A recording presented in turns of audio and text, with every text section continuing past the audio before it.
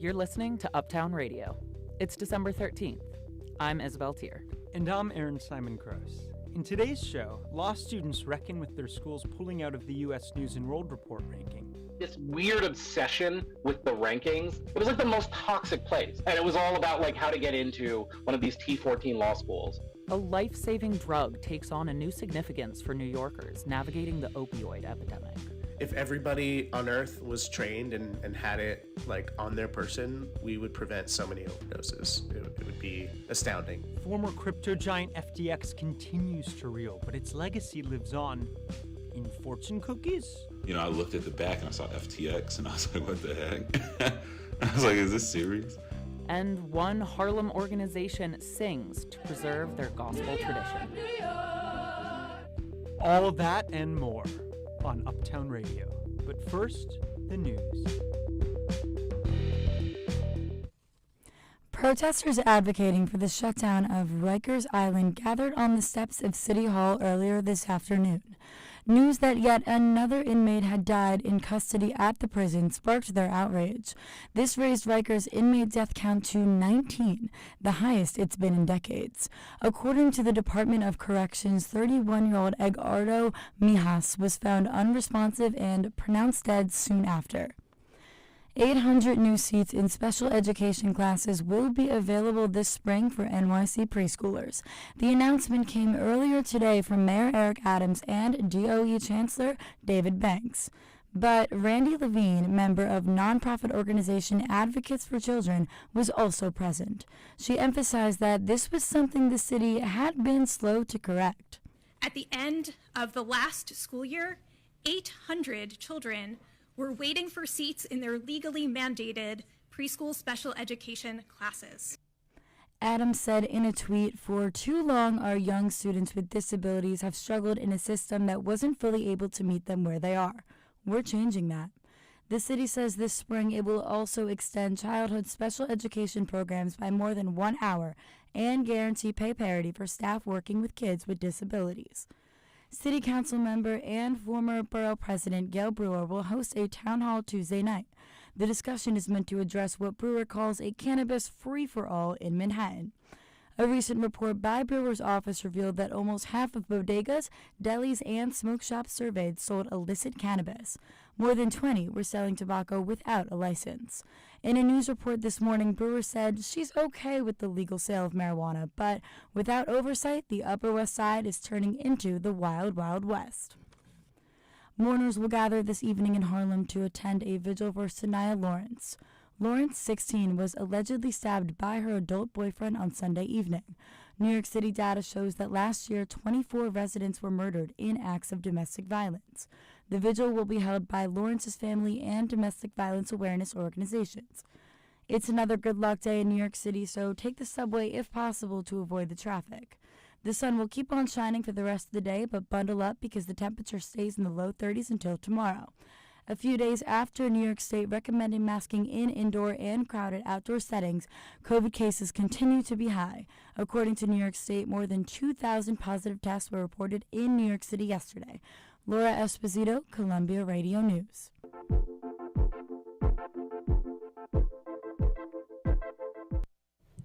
This is Uptown Radio. I'm Isabel Tier. And I'm Aaron Simon Gross. In the middle of the opioid epidemic, Narcan is more important than ever. And you don't need to be a medical professional to use it. Anyone can prevent an overdose. Recently, social worker Kevin Nye tweeted about using the drug to save someone's life. The tweet went viral, and Narcan started trending. Kevin Lind has the story. The Saturday after Thanksgiving, Kevin Nye was on his way to the movie theater. I just saw a strange sight out my car window, which was two individuals were holding up a third individual kind of propped between them. I keep Narcan in my car, and so I pulled over. A social worker, Nye can recognize the signs of an overdose. This person was unresponsive. Nye called out, "Hey, is he all right? Do you need Narcan?" And they said, "Yes, we do. He took fentanyl." And I administered the Narcan. And once the EMTs arrived, Nye explained what he did and the timeline of events. And then as I was walking away, I heard him say, "People shouldn't have that shit." Nye tweeted the EMT's comment from the movie theater. and by the time the movie was over, the thread had blown up. Comments were positive and negative. Many were confused that someone would or could carry Narcan, which was surprising to Nye. This is the second time in 5 months he used the drug to save someone's life. Now, some people might say, oh my God, we're giving Narcan. We are promoting drug use. This is Professor Pedro Mateo Gelabert from CUNY School of Public Health. He focuses on drug use epidemiology. How in the world saving someone's life is promoting drug use? Mateo Gelabert says that before people were educated about safe sex, similar things were said about condom distribution. If we can help the citizens to help the lives of somebody who might be dying on the street by providing Narcan, why not? A perspective shared by the New York City Department of Health. Alex Clark is a trainer with the OPP, the Opioid Overdose Prevention Program. 2006, there was a New York State public health law that established OOPPs, which allowed regular people to be trained to distribute naloxone and people to carry naloxone and be first responders. Naloxone is the generic name for Narcan. The city offers 3 virtual classes a month. The first December class had 135 participants. You learn how to identify the signs of overdose and how to administer the nasal spray version of Narcan. Once you take the 1-hour class, you're approved to carry a Narcan kit. The thing I would really encourage people to do is attend a training or go to an opioid overdose prevention program and get a kit and carry naloxone. Since 2017, the Department of Health has handed out 750,000 Narcan kits. That is a lot of first responders and a lot of deputies. And if this sounds dystopian at all to you, there's probably a reason for that. Mateo Gelabert summed it up. It does indicate a very extreme severity of the opioid epidemic currently in the United States, which has now reached 100,000 overdose-related deaths per year. According to Nye, the numbers simply speak for themselves. If everybody on Earth was trained and had it like on their person, we would prevent so many overdoses. It would be astounding. Kevin Lind, Columbia Radio News. Police data reveals that there have been 9 murders on the subway so far this year, the highest in a quarter century. But a new crime prevention plan from the MTA to install cameras on subway cars has been met with mixed response. Thomas Copeland reports. Just here? Yeah, see the big pictures there? Ella Thomas has covered the walls of her Manhattan apartment with pictures of her family. But there's only one of her youngest son, displayed in a simple black frame. Yeah, and this is a picture of John here. Yes. And see, they didn't like taking pictures, you know. So I always tell people, please take pictures of your kids, because you never know. You may need them one day. On a Sunday morning in 1991, Thomas received a call from the NYPD asking her to bring this picture to the station. And the detective Middleton, she said, your son didn't make it. Make it where? What are you talking about? You know? She said, your son died. Oh, my God. My son died. What happened to my son? John was shot outside his apartment. He was just 21. The case has never been solved. Just still wondering, why would he shoot my son? You know, they don't have no pictures of him. No cameras nowhere. So that's the reason I don't know anything. The buildings didn't have cameras. 3 decades later, Ella Thomas helps run Harlem Mothers Save, an organization for the parents left behind by gun violence. She wants to see more surveillance cameras across the city to prevent what happened to her son happening to anyone else. So she welcomes the news that 750 cameras are set to be installed on New York subway cars every month. So you think Big Brother's watching you on the subways? You're absolutely right. That is our intent, to get the message out. That's Governor Hochul announcing the state's new anti-crime drive in September. But some commuters aren't happy. That's because New York's strap hangers disproportionately come from communities of color. I think if the rest of New York City had the same level of surveillance as where Black and brown folks live, then people would be up in arms, like, wait, what's going on? Matt Mitchell is the founder of Crypto Harlem. He thinks this plan fits a pattern. A recent report by Amnesty International revealed that surveillance cameras are concentrated in communities of color. Mitchell says this leads to a cycle of government surveillance and stigma. When you put those things in that place, you have a microscope where you're able to detect more criminal activity. So that's going to lead to more arrests, which is going to lead to more data, which is going to lead to more arguments to see, oh yeah, bigger public safety issue, which leads to more surveillance. And at a junction in Harlem, Mitchell points to a nearby lamppost. Can you see any surveillance cameras? Yeah, there's literally one across the street, right there on 125th and Martin. Many civil liberty groups think that the subway surveillance plan is doomed to fail. Albert Fox-Can runs the Surveillance Technology Oversight Project. For people who have lost loved ones to crime, they deserve the facts, not simply a sales pitch based off of the illusion that we can, simply surveil our way to safety. Data on whether cameras really do prevent crime is inconclusive, but Can says surveillance cameras haven't stopped waves of crime in the past, and they won't do so this time. There's a steep price that's going to be paid, and it's going to be paid very unequally. Still, mothers like Ella Thomas will cling to the thought that a camera could have caught her son's killer. If it had been surveillance cameras, they would have had the picture of whom shot my son, and I'm sure he will be caught by now. The MTA says it will take until 2024 to fully equip the thousands of subway cars crisscrossing the city. Thomas Copeland, Columbia Radio News.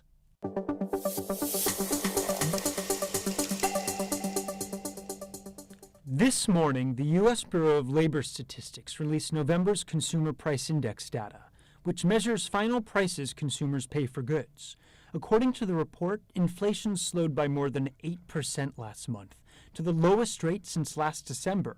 Tomorrow, in a corresponding move, the Federal Reserve is expected to curtail its aggressive interest rate hikes. I sat down with Dr. Sangeeta Pratap, a professor of economics at Hunter College and CUNY Graduate Center, to discuss what this report actually means for New Yorkers. The November CPI tells us a couple of things. It certainly tells us that inflation is slowing down. It's not slowing down as fast as we expected, so to speak, but there is now a steady and discernible trend towards slower inflation. If you take food and fuel out of the equation, the things you don't see are wages slowing down, hiring slowing down, and that is again an important driver of inflation. So that's something which is still not something we see in the data. Nor do we see a slowing down in things like car prices, house prices, all of which are, again, big components of inflation. So I would say what we see, as far as inflation goes, we see a cautiously optimistic picture. So then, you mentioned the fact that it is cooling a bit.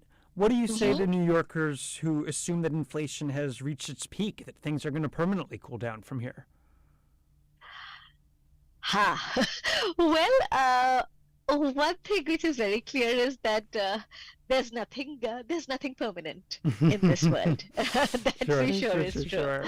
Higher interest rates carry their own set of challenges for New Yorkers in terms of making purchases of goods more expensive, perhaps not more expensive up front, but more expensive in a dynamic sense. So for example, if you want to buy a car, you just have $1,000 enough for your upfront payment. Now with higher interest rates, you're going to have to pay more through the lifetime of this purchase. With lower interest rates, you don't. Now, you might expect that with higher rates, prices of these goods will come down. So, it'll balance itself out. And indeed, that is indeed the hope. So as far as New Yorkers are concerned, one of the things which all of us think about, obsess about a lot is housing. And we should expect to see from an inflationary point of view, we should expect to see a reduction in house rents. Why? Because an increase in interest rates should cool down the housing market, both in terms of buying and in terms of renting. Now, of course, this is New York, so there are always contradictory forces. There are a set of amenities in New York which are not replicated elsewhere, so it's hard to imagine that people will not want to live in New York City. So between the demand pull of New York and, however, the cost reduction of these interest rate increases, it's really anybody's guess what rents will look like for New Yorkers. Something else, because you've been talking about rates. The Federal Reserve obviously is meeting tomorrow to decide the changes in rates. How do you think the CPI data will influence that? I think the Fed is planning to raise rates again, but not as much as you would have thought. And that, I think, also reflects their view that they have to walk a fine line between reducing inflation and sending the economy into a recession. So yes, I think their actions reflect that too. I mean, a 7% inflation is still very far from a 3% target. So I don't expect rate increases to disappear, but I do expect them to slow down. And depending on how the market reacts, I expect them to continue in 2023 as well. Thank you very much. Well, thank you for having me. Top-ranked law schools are pulling out of the U.S. News and World Report rankings, a list that has defined academic prestige for decades. Litigious and unlisted. Good thing Laura Esposito checked in with current and future New York City law students to figure out how the change might influence their application process. Anya Zoniak is a 23-year-old Long Island resident. Right now, she's applying to law school. She applied last year and received some acceptance letters, but didn't attend for one big reason, the T14. I don't know of any other group, whether it's you're applying to PhDs or masters or whatnot, that has something akin to the T14. The T14 are often considered to make up the top tier of law schools. They mostly guarantee high salaries and success. It's just such a huge part of the application process, right? How many T14s are you applying to? How many T14s did you get into? Where in the T14s are you falling? Zoniak says she's glad top schools have begun to stop cooperating with these rankings and hopes the obsession over T14 will subside. But this year, Zoniak still only applied to these 14 schools. I have memorized that list, full disclosure, just because you're seeing it all the time. Marcus Williams recruits for law firms in New York and graduated from NYU Law, another T14 school. He says if the rankings end, it'll take a while for that to have any impact on how top firms recruit law students. If you look at who most of the Supreme Court justices are, if you look at who's filling the ranks of the partnership at Cravath and Wachtell, it's not a surprise that most of them went to the best law schools. That ranking system is already there. At the same time, Williams also thinks the end of the rankings is probably for the best. And it was just this weird obsession with the rankings that I didn't think was always necessarily helpful to students. It was the most toxic place. And it was all about how to get into one of these T14 law schools, or and how you didn't want to go to a TTT law school, a third-tier toilet law school. Williams says regardless of where you attend law school, it'll be okay. You might not work at the best law firm. It's you'll be fine. But you'll be especially okay if you go to a school in the T14. And if you go to Harvard or Yale or Stanford, you don't really have to worry. If you go to NYU or Columbia or Chicago, you don't really have to worry. And honestly, if you go to Georgetown or UCLA, and you're in the middle of your class, you don't have to worry that you'll have a job. Cameron Chada thinks that as long as you go to school in a big city like New York, you'll be fine regardless of rankings. But he also passed on multiple full scholarships to Tier 3 law schools in New York City, so he can attend second-tier Brooklyn Law School. Oh, the tiers absolutely matter. Yeah. I think the tiers, they definitely, my one friend he went to Rutgers, he decided to come to Brooklyn Law 2 weeks before because he was going to a Tier 3 school. The law school application window closes in January, and in exactly 6 months, we'll have the next U.S. News list of rankings. Laura Esposito, Columbia Radio News.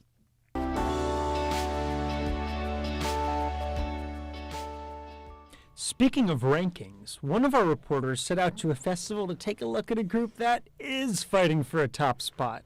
That's right, Aaron. Pilot season is less than a month away. That's when TV networks and streaming platforms select the scripts they'll produce. Now, screenwriters will have to be extra lucky. According to The Hollywood Reporter, only 35 pilots were picked up last season, the lowest number in a decade. But, as Patrick Hagan reports, the Brooklyn Comedy Collective has a new idea to help writers increase their chances. She clearly loves being this busy. It's the second night of Pitch Fest at the Brooklyn Comedy Collective, a comedy club in, well, Brooklyn. The new two-day festival showcases TV pilots by aspiring screenwriters with the help of local comedians. Tickets are around $30, and it's a full house. In one corner of the room, a camera captures the show for a live stream. In another, a plastic skeleton is perched on the wall, also watching the show. Currently on stage is the pilot for Sisters Do, a show about three dysfunctional sisters who are forced to live together. Chaos ensues. Can you at least help me clean? The edible arrangements are starting to rot and I keep eating them. That spits out a moldy strawberry. I have sent out this pilot a bit and I get questions about like the tone of it sometimes, and I'm like, if you could see it, you would definitely know what it is. That's Brooklyn comedian Sophie Zucker, the show's creator. Yeah, it's just nice to like see the whole vision come to life, and I think it's a stronger sell that way. If she does manage to sell it, she could receive a 6-figure paycheck, maybe even $1 million. Networks also have a lot to gain. Pitchfest is the brainchild of Sony TV executive Daniel Kramer and BCC artistic director Philip Markle. The two wanted to find a better way to sell pilots, as Markle explains. The writing process of doing pilots can feel like a very lonely process where you're just sending in a PDF, hoping someone who reads it, hoping they're reading it on a good day and that they get your tone of voice. And so we're like, well, what if we brought pilots to life in the way that like plays have staged readings and used our stage with great Brooklyn talent to bring these things to the way the authors intended them. Markle says that more than a few TV producers and executives are present, not to mention those watching the live stream from LA. But he won't give names. Yeah, we know who's watching or like who bought a ticket, and there's a great turnout of like a lot of different production companies, etc. Hopefully somebody sells something out of this, and that's the whole goal. Who knows? Of the 5 pilots performed tonight, one of them could be the next Abbott Elementary, the hit ABC show that just won 3 Emmy Awards.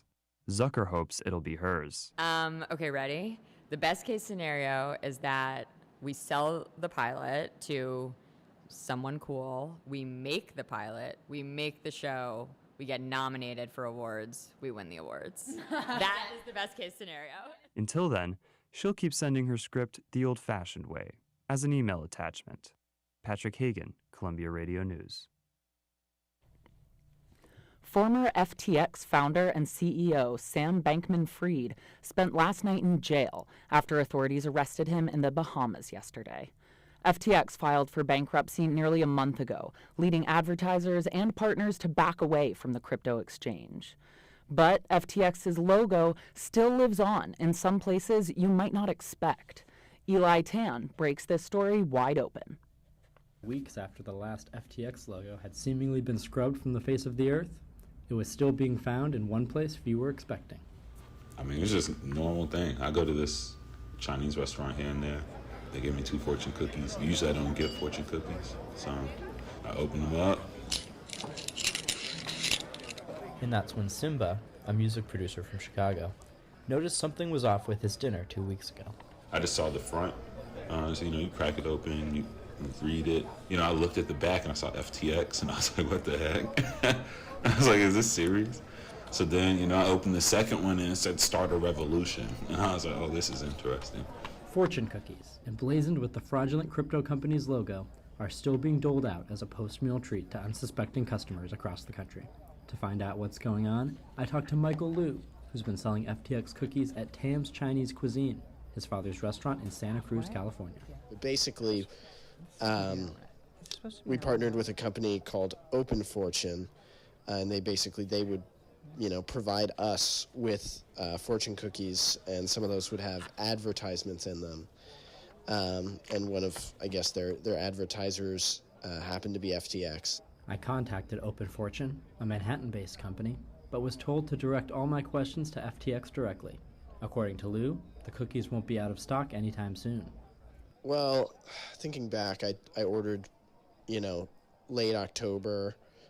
I mean, I've probably got 6 to 8 more months of fortune cookies. I don't pay too much attention to this particular news story, but you'd have to be in a cave not to have heard of it. That's Morgan Polikoff, who isn't a crypto investor but found the FTX cookies with his mom and husband the day after Thanksgiving in Saginaw, Michigan. In a strip mall Chinese restaurant his family goes to every year.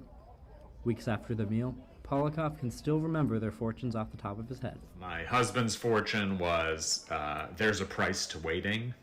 Pretty ironic from the standpoint of, FTX's collapse, and that the price to waiting was not losing all your money in crypto. Part of Open Fortune's pitch to its clients is that cookie recipients are likely to share photos of the branded treats on social media. The company wasn't exactly wrong.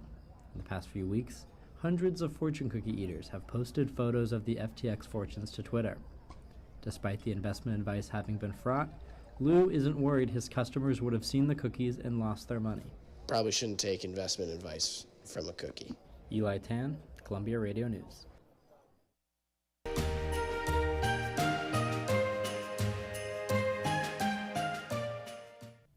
The holidays are the busiest time of year for Sing Harlem. This gospel choir of emerging artists plays back-to-back gigs, with each concert raising money to train a new generation and ensure the tradition lives on. Henrietta McFarlane reports. It's 5 p.m. at Battery Park, and the sun is setting on the Hudson River. 30 minutes until showtime. We're back another year. I am super excited. We're so excited to be here. It's the 6th year at Battery Park City. Sing Harlem. Sing Harlem are bundled up in coats and red scarves, jumping up and down to stay warm. The group run through their scales and a few songs. The performance begins, and the pressure is on for these young artists. About 100 people are here for this outdoor concert. Sing Harlem is raising funds to support the Mama Foundation, an arts initiative providing free tuition to young people in the Harlem community, including the singers on stage tonight. 24-year-old Michael Reed has been supported by the Mama Foundation for 7 years. The Mama Foundation has contributed to my expansion as an artist. It's contributed to my expansion just as a performer and an entertainer and a singer. And they've definitely they've immersed me into a community full of like-minded singers and talent. Chicago is widely thought to be the birthplace of gospel music, but it has a rich history in New York City. The Mama Foundation want to make sure this isn't lost. The foundation's director, Vi Higginson. Our work is to present, preserve, and promote the history and culture of African American music, starting with gospel. Gospel is the music that has a power and empowers our community, our students, and our people. But their number one challenge is finding ways to fund this. Our programs are free of charge to the student and their family. So our challenge is to always have enough funding to support our activities. The pressure is on Sing Harlem to raise about $20,000 to support the next incoming class. With a shrinking pot of arts funding, gospel musicians across the country have to work very hard to raise money. That's according to Dr. Raymond Wise, a fourth-generation gospel artist and professor of African American and African Diaspora Studies at Indiana University, Bloomington. As budgets have declined and funding has disappeared, one of the things that they have removed from the public school systems is the arts. Now there's a focus on STEM, but we need to have the focus on STEAM. Put that A back in there and put the arts in. Dr. Wise has worked for the past 40 years developing methods for teaching gospel music. In terms of preserving the tradition, it needs to be a more formal way to preserve it. Back at Battery Park, the show is coming to a close. Sing Harlem's solution to that formal preservation is training young children who can go into college level and continue to share this music. Daryl Nickens is Sing Harlem's piano player. I've just seen so many wonderful young people come through. A few years go by and they start to grow into young adults and evolve into just such wonderful human beings. The show may have ended, but there are still many more gigs to go this season for Sing Harlem. Henrietta McFarlane, Columbia Radio News.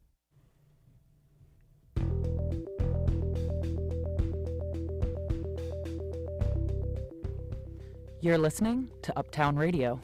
There's more to come. Stay with us.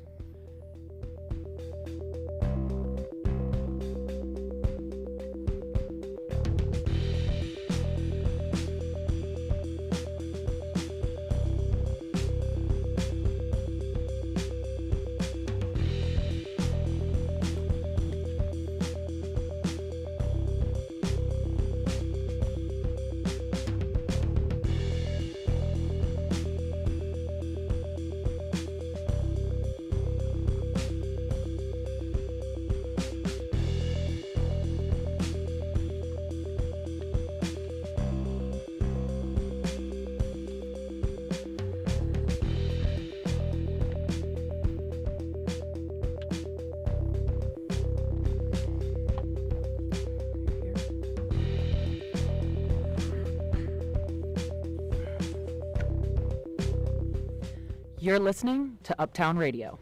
I'm Isabel Tier. And I'm Aaron Simon Gross. In today's show, New York's LGBTQ community is still recovering from the horrific shooting at a Colorado gay bar. Last month, Mayor Adams unveiled a plan to involuntarily commit people with apparent mental illness to hospitals. The policy just faced its first legal challenge. And Christmas trees are dashing through the snow to New York City living rooms. These stories and more coming up. But first, the headlines. From Columbia Radio News in New York, this is Kevin Lind. Sam Bankman-Fried, the co-founder and CEO of cryptocurrency exchange FTX, was charged with fraud this morning and arrested in the Bahamas. The SEC unsealed their charges of Bankman-Fried with 8 criminal counts associated with orchestrating a scheme to defraud equity investors from his crypto trading platform of $1.8 billion. The charges include that Bankman-Fried diverted funds from FTX to his private hedge fund Alameda Capital, which allowed him to extend himself, quote, an unlimited line of credit. He is set to appear today in Magistrate Court in Nassau, the capital of the Bahamas, where the U.S. has an extradition treaty. The Respect for Marriage Act heads to President Biden today to be signed into law following passage by Congress and Senate.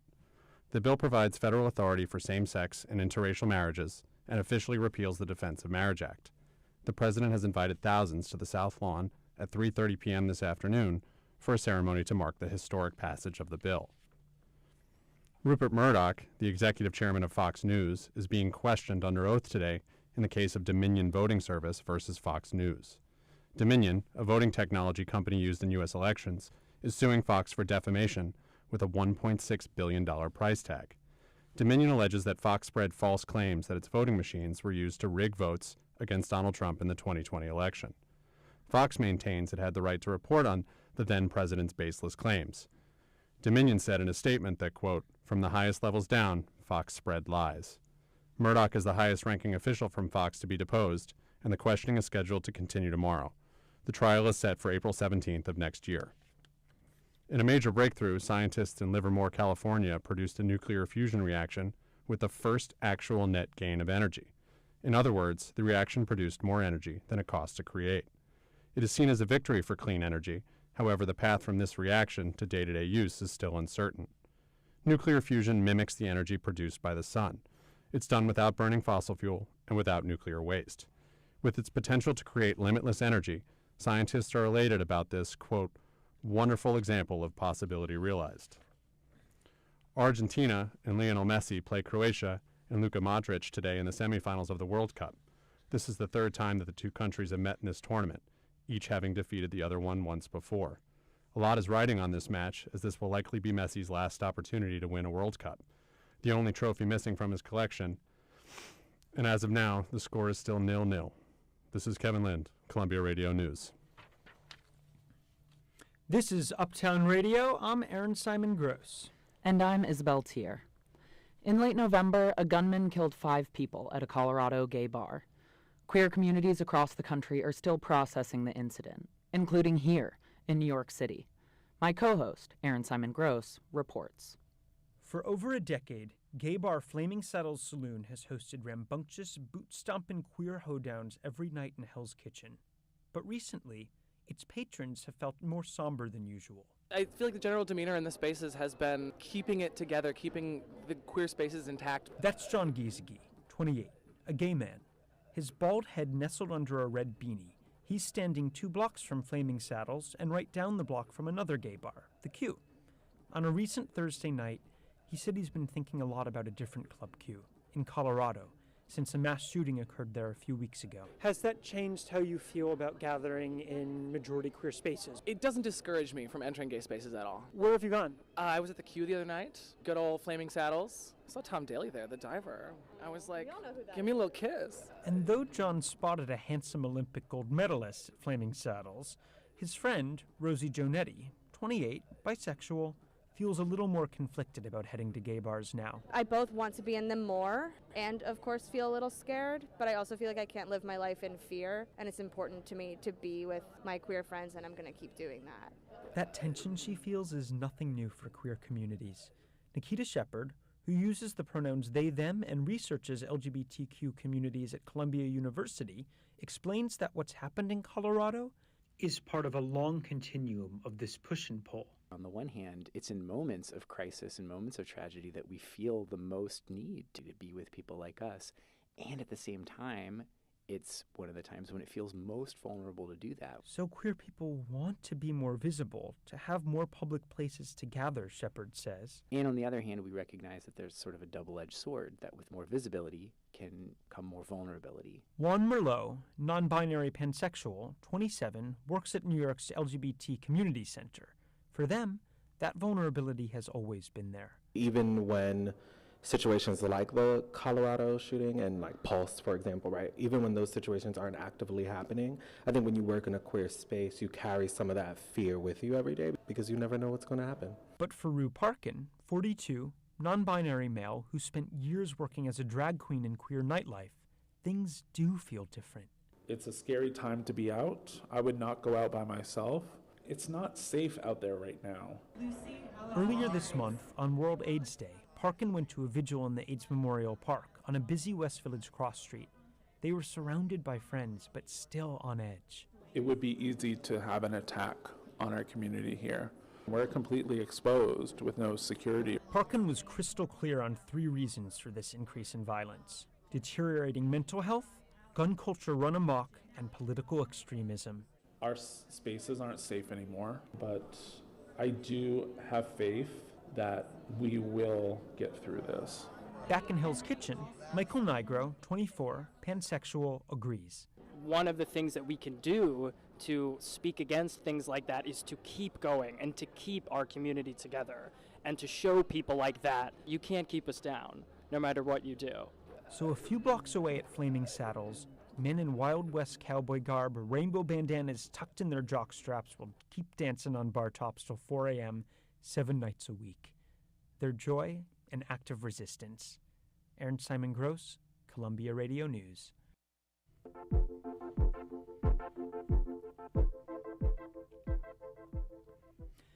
Now heading to Brooklyn. Last week, the MTA released a plan that they say will increase speed and reliability for Brooklyn's buses. These changes threaten a decades-old transportation system, dollar vans. That's right, Aaron. I ventured over to Flatbush to find out how the MTA changes will impact this local van network. Flatbush, what up? Mess with me, we leaving soon. Come meet up. I'm standing outside Kings Plaza, the first stop on the Flatbush Avenue dollar van route. 3 white vans are parked on the curb, waiting for passengers. They look like the shuttles at airports, the ones that bring you to pick up your rental car. I hop on.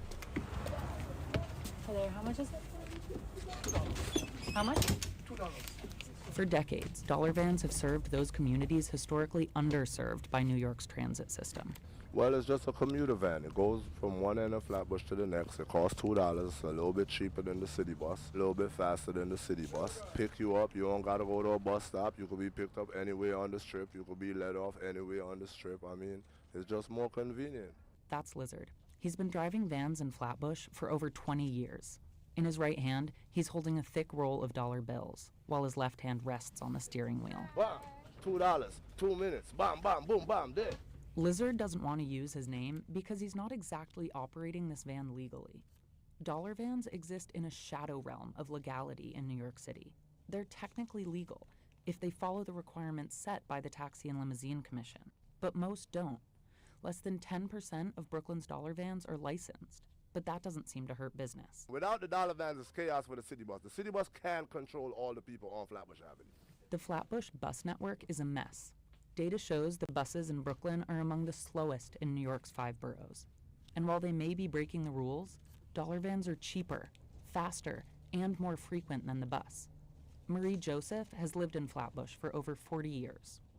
There's a shortage of buses. Sometimes they take too long to get to the commuters where they need to go. You know, making changes is always a good thing, you know, and I guess that's where the dollar cabs come in, you know, and take a play, because the buses are not there on time, you know, to get them where they need to go. And the number of stops on the bus means a slow ride. Here's Camille McIntosh. The bus stops are a lot. The dollar van is like you just get in, you down there real quick, straight ride. The bus network redesign aims to increase bus frequency and speed. This means eliminating hundreds of stops, So could a more efficient bus network jeopardize the survival of dollar vans? Lizard doesn't think so. Ain't nothing putting dollar van out of business. Lizard even thinks he'll gain business from elderly customers, whose long-established bus stops will be eliminated with the redesign. What about Granny? That's like 85, and she comes out to take the local 41, and you remove that bus stop. She got to walk down a whole other block and a half. You might lose her fare to me. The redesign is set to be implemented in 2024, and it doesn't look like the dollar vans are going anywhere. Isabel Tier, Columbia Radio News. Step off a dollar van, board a subway to Penn Station, and onto New Jersey Transit. You might find yourself in Long Branch. This once popular beach destination has fallen from its former glory. And you know what that means, Isabel? It's prime for development. Construction now endangers some of Long Branch's most beloved businesses. Tate Hewitt reports on one restaurant approaching its final service. Long Branch has been experiencing a building boom for the last 20 years. Stephanie Lubischer is not a fan. Well, obviously, I don't really like it. I'm from this area. I loved it the way it was. I liked being able to see the ocean front. Lubischer sets tables in the back room of Tuzio's restaurant as she tells me what blocks her view of the shoreline. All of these condos, sure, so you're putting up these $1 million condos and, you know, these apartment buildings, luxury apartment buildings with retail on the bottom. That's fantastic. But what is there for people to do anymore? Lubischer has been a waitress at Tuzio's restaurant for almost 3 decades, but not for much longer. This 47-year-old business is closing in 2 weeks. Things are changing in Long Branch. Owner Joe Tuzio describes how his neighborhood used to be. And this was a real tight-knit Italian neighborhood. You had, El Vento's, which they had a long run and they closed. You had Sirianni's, who had a long run and they closed. Then you start up on Broadway, and then you had Freddy's, another Italian family, and Mario's across the street. This pattern of closures may be accelerating. Since last year, locals have waved goodbye to 3 more iconic haunts: Ron's West End Pub, the Inkwell Cafe, and the Brighton Bar, which was bulldozed last week. Some called it the Jersey Shore's CBGB's. Now, Joe Tuzio is closing his restaurant, and his next-door neighbor, Nunzio's, is looking for a buyer. Anything's on the market if the price is right, so. Owner Lou Schifolo is being shy. He's already gotten 2 offers for his pizza business. He smacks dough on the counter to stretch it out and spoons spirals of tomato sauce on top. Like Joe Tuzio, Schifolo is a working owner who inherited the business from his parents. Yeah, we're probably the last ones in Long Branch. The nearly 70-year-old restaurant has been through a lot over the years. Hurricanes, recessions, and of course, the pandemic.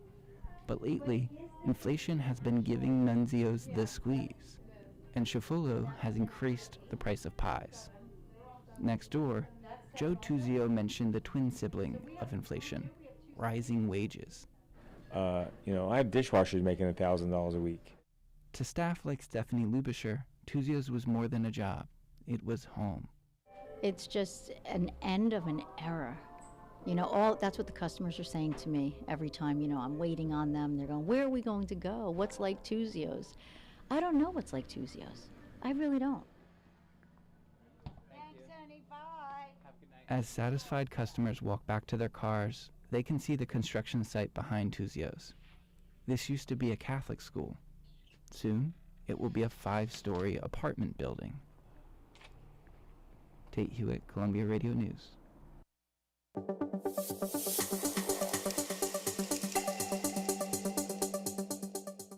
Last month, Mayor Eric Adams announced a plan to involuntarily hospitalize people with apparent mental illness. Under this initiative, police and other city officials can commit people for mental health treatment when they seem to pose a risk to themselves or the public.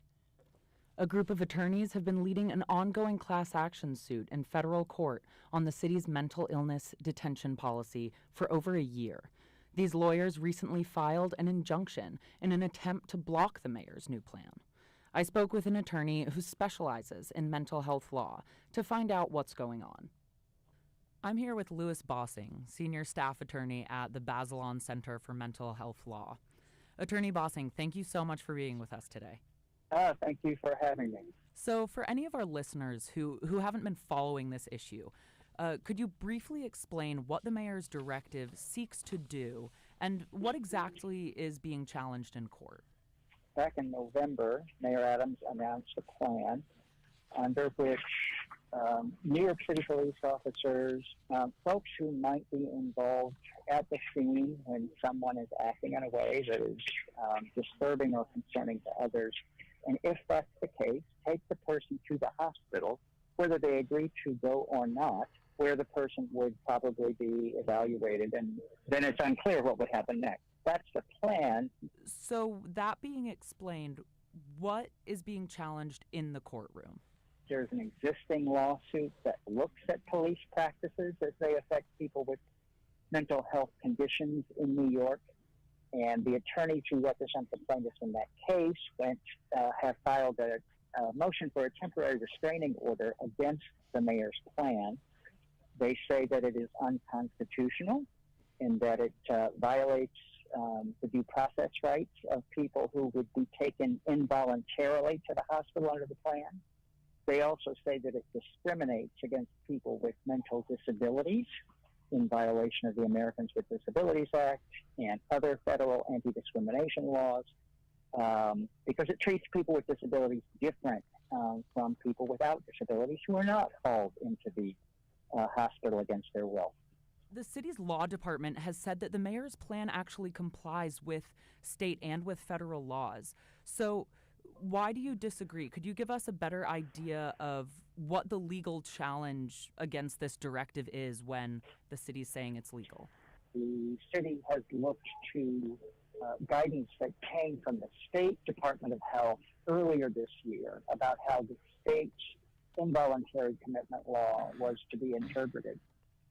That interpretation has not been challenged in federal court as far as I know, and so no court has had the chance to say whether or not how the state and the city are interpreting state law complies with federal law. We have polling that shows that New Yorkers feel unsafe, on the streets of the city. You say that this violates the rights of these vulnerable people, but what about the rights of other residents who are trying to travel throughout the city and live their life day to day? How do we make sure we account for them as well? Yeah, that's a great question. I don't hear anything in the mayor's plan. I don't hear a commitment to longer-term voluntary community-based services that can be wrapped around people, intensive case management, assertive community treatment, supports for being in housing, to keep and maintain housing, supported employment. I didn't hear any of that as part of the mayor's plan. That's what's been shown to work, to help people engage in services, begin a journey towards recovery. Yeah. Okay, well, I am afraid that's all we have time for, Attorney Bossing. Thank you so much for speaking with us today. Thanks for having me on. Thank you.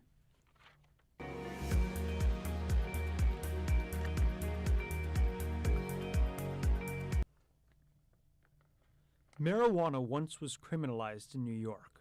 Now it takes on a new meaning: justice. New York State recently unveiled the first 36 recreational cannabis dispensary licenses. Ryan Kilkenny met up with one of the 8 nonprofits to receive a license to ask how they plan to use pot to keep people out of prison. LifeCamp is a Queens-based nonprofit organization. They focus on reducing violence, keeping young people out of the criminal justice system, and breaking the cycle of recidivism. LifeCamp Chief Wellness Officer Kapara Kirsch is optimistic about the impact the license will have on the community. This cannabis initiative is designed specifically to provide opportunity and equity for people who were directly impacted by the war on drugs. Nonprofits faced an intense application process, which included showing evidence that they provide vocational opportunities to formerly incarcerated people, have at least 5 full-time employees, and have had net assets or profits for 2 years. LifeCamp cleared these hurdles. Our goal is to open up a dispensary that empowers people with the awareness of plants as medicine. Our goal is to change the narrative around cannabis prohibition and to recognize the plant as medicine. So we want to promote responsible consumption. LifeCamp plans to open their first dispensary early next year. Kirsch says the dispensary will help reduce the stigma around cannabis and provide jobs to formerly incarcerated or at-risk people. LifeCamp is the only Black woman-led nonprofit granted a license. Erica Ford founded the organization 20 years ago and has spent her career as an anti-violence advocate. We saw this as a basis in which we can collect resources to help add to the work that we're doing, building institutions, developing stronger work programs. Kirsch notes that this license means more than just selling cannabis. It's about providing opportunity, employment, awareness, and from my perspective, healing. Repurposing a plant that use of it was once criminalized. LifeCamp is a lot smaller than other nonprofits granted recreational cannabis licenses, including Housing Works, the Doe Fund, and the Center for Community Alternatives. This means that LifeCamp has higher stakes and must clear more obstacles to be successful. We look forward to this enterprise providing an opportunity to continue to fund what we're doing to save lives and to provide support for communities directly impacted. The state's Office of Cannabis Management has a social equity fund to provide financial support and storefronts to individuals opening recreational cannabis businesses. Nonprofits are not eligible for this funding. That provides one last obstacle for smaller nonprofits like LifeCamp to enter this new marketplace. Ryan Kilkenny, Columbia Radio News.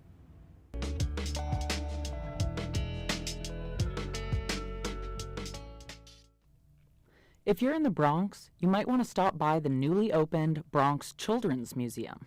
After roaming the borough in a bus for nearly 2 decades, the museum finally has a brick-and-mortar location. Reporter Mansi Vithlani went along to the opening. You can see a river replica with bridges and dams. Or venture into the woods and say hello to some turtles and snakes. You may be in the mood to boogie down to the block, visiting a casita home or a bodega. Now, doesn't that sound like a fantasy wonderland? In reality, these are some of the exhibits you can see at the first ever children's museum in the Bronx.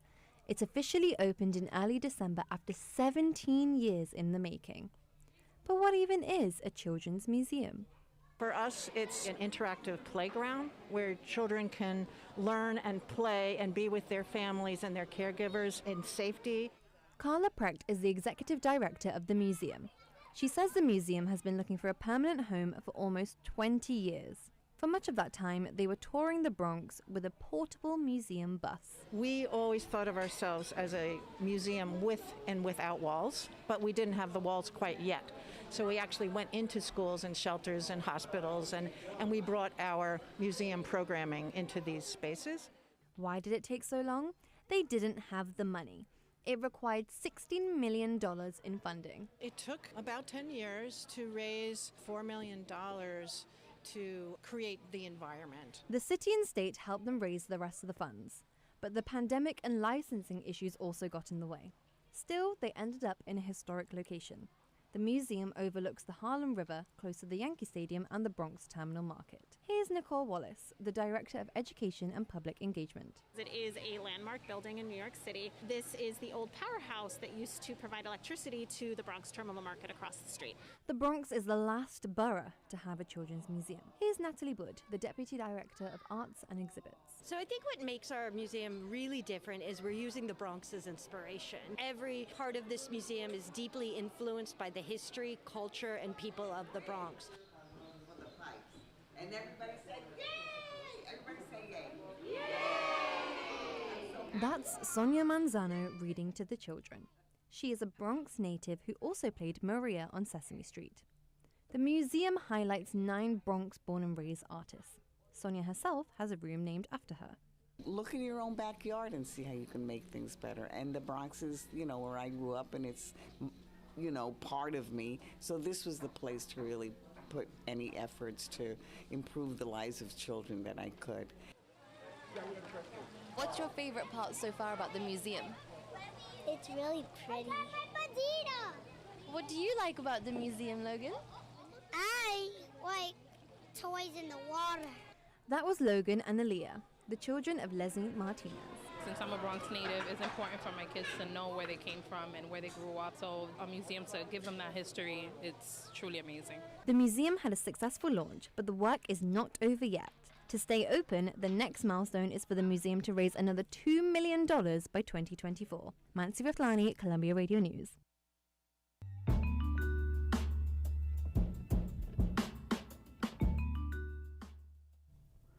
The holidays are the most festive time of the year. But if you're an aging New Yorker, December in the big city can be icy, cold, and lonely. Here's what one group of volunteers are doing to spread the holiday cheer to older adults. Bella Chakowski reports. Laura Klein is with DeRote, a nonprofit organization providing support to older adults. She says DeRote had a pretty steady stream of volunteers before the pandemic, but once COVID-19 struck, things changed. The interest in volunteering went through the roof. 2,500 people approached us about volunteering, which we just couldn't manage. We ended up putting people on a wait list. It was just insane. Marcia Cohen is a longtime volunteer at DeRote. She's seen the organization through the pandemic and says volunteers got creative, making calls to connect during quarantine. They have been so busy, even when they didn't come into the office for 2 years and nobody was walking into that building. Klein says volunteers make an impact on older adults, whatever the scale, from phone calls or package deliveries to long-term relationships. According to the New York City Health Department, older adults, those who are 65 and up, make up almost 13% of New York City's population. It's amazing the type of feedback that we get from older adults saying, it's just good to know someone cares about me and is out there and has done this nice, thoughtful thing of bringing me a package and wishing me a nice day or a happy holiday. Some volunteer older adult pairs form lasting relationships, chatting regularly about anything from concerns to hobbies and interests. Their social networks can shrink. They might see their children moving out of town, their spouse or partner dying, their friends dying. So people really need social connections in order to thrive and be happy. Beth Finkel is the state director of AARP New York. The organization has almost 750,000 members aged 50 plus in New York City. But isolation is an area that AARP has been focused on for a very long time because it affects every other part of a person's life, and not everybody realizes that. She says mental health issues are the first things that come to mind, but when talking about senior health, there's also a physical component. Being isolated or lonely is equal to smoking 15 cigarettes a day, and we all know the health hazards in smoking. That's according to a report by the National Institute on Aging. Turns out, volunteering is good for the volunteers, too. Marcia Cohen, the longtime DeRote volunteer, conducted focus groups where she learned both volunteers and older adults missed having friendly visits during the pandemic. But both the person who did the visiting and the person who received the visitor just say they would meet over the phone because they missed it so much, like it was a highlight of the day. According to the current population survey, about 26 million people aged 50 and up now live alone in the United States. As the number of older adults in the United States rise, the demand for volunteers could be higher than ever. Bella Chakowski, Columbia Radio News. In a few weeks, families and friends from all over will find their way to New York to celebrate the holiday season. An important December voyage, Aaron. But guess what else travels to the tri-state for Christmas? Trees! Marlene Casevier talks to vendors, transporters, and New Yorkers about this end-of-year odyssey. The scent of fresh-cut trees fills the air at NYC Tree Riders, a tree vending business in the East Village, as couples, friends, and this mother and daughter choose a tree. I like it. I think this is it. It has some character to it. All right, let's do it. Meanwhile, Sydney Lewis continues browsing. I like having a real tree because it's what I grew up with, and my family always went to the same parking lot in my hometown to buy a real Christmas tree every year. I think the smell is really nostalgic for me. It just feels like a special family tradition. Lewis is actually Jewish. But she grew up with one side of the family celebrating Christmas. After moving to New York, she remembers bringing a tree home with her roommate meant schlepping a tree between two people several blocks to get it home. I remember doing it with my roommate, and we'd have to stop on every corner. So if we do buy a tree this year, it would be nice to have it delivered. Most people don't realize the complexity of getting trees from wherever they're grown into your house. This is George Nash, owner of Uptown Trees, Manhattan's second largest tree vending business, which he started 48 years ago. When I walked up to his stand on the Upper West Side, he was playing the harmonica as employees Mike Drury played the guitar in their small wooden booth. Nash explains what selling fresh trees comes down to in New York for sellers. This is a produce business with a very exact expiration date. It's all about logistics. I mean, we're moving 17 tractor trailer loads of trees come in here, and it's pretty much every night with 800 to 1,200 trees on each load, and they come in at 7 at night. They have to be distributed to all the locations by 7 in the morning. To him, a Christmas tree is a very powerful symbol, and it's the center of a circle of people gathering around it to celebrate life. Back in the East Village at Tree Riders NYC, logistics also play a crucial role in tree delivery. Along with rows of pine trees are bikes with wooden platforms attached to the back. We can put on this is a tandem bike, obviously. I can put up to an 8-foot tree on this. 9-10 foots, we use the electric trikes. That's where we get our name, NYC Tree Riders, from. Because usually one guy will sit on the back and ride on the trees, and one guy will drive. Hallie Bergford has been delivering trees on bikes during the holiday season for the last 5 years. Traffic's the only problem. Most New Yorkers are not paying attention when they cross the bike lane, and they're not looking for a guy with trees. So I'm always extra careful. Though the bikes are electric, Bergford says he never feels quite prepared. Certain workouts I try to hit harder, like lunges, squats, all that stuff, upper back. No matter how much I try, I'll always be sore the first 2 days. Henry Hunt is prepping a small tree for delivery. No tree rider needed. Load it up, strap it all down. Depends on what bike we're taking. That one we call the Batmobile. So I always go the end first. I'm going to give this a fresh cut. With the tree strapped in and ready to go, Henry drives off. Christmas trees only fill the city for a brief time every year, but enough for old, new, and rather unique traditions to form, by buyers and sellers alike. Marlene Kazebier, Columbia Radio News.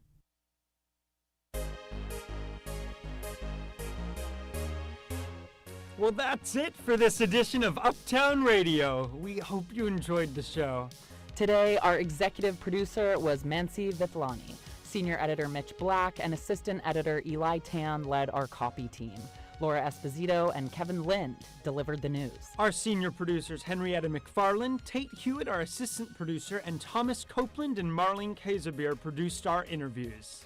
In the studio was director Ryan Kilkenny with board operator Patrick Hagan and soundbite coordinator Ming-Xuan Zhu.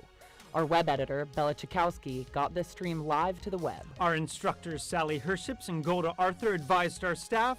I'm Aaron Simon Gross. And I'm Isabel Tier. Uptown Radio is live on Tuesdays at 2, but you can always find us on uptownradio.org. From all of us here at Uptown Radio, thanks for listening.